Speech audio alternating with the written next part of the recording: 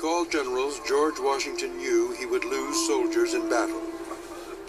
But during the infamous winter at Valley Forge, Pennsylvania, some of Washington's men starved to death before his eyes. Others froze to death for want of an extra blanket.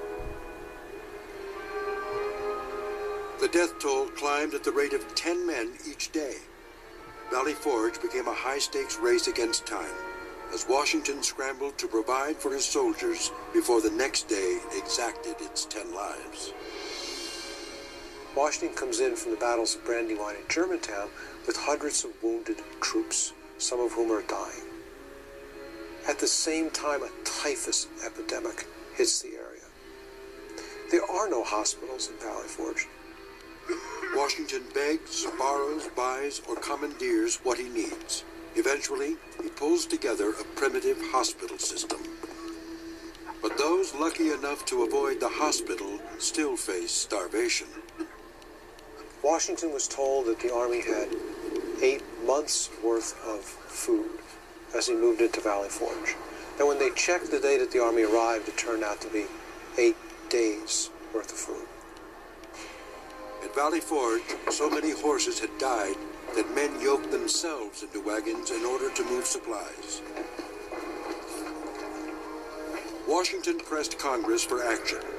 Unless some great change takes place, he warned, this army must inevitably starve, dissolve, or disperse. It's a letter in which there is no nuance. This is it. And he pushes everybody as hard as he can every single day to try and solve his problems, Band-Aid after Band-Aid, to try and get through the winter. His efforts were all-consuming. In fact, Washington was the only officer who was always on the job.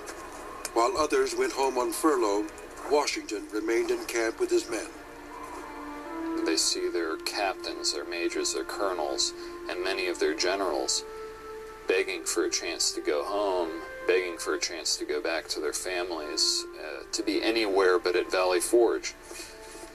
There's one man who stays there with them, working and working and working to keep them alive, and that man is George Washington. Spring brought a surge of optimism. France had entered the war on the side of America. At Valley Forge, food supplies were now plentiful. Washington's unflagging efforts had brought his men safely through the winter.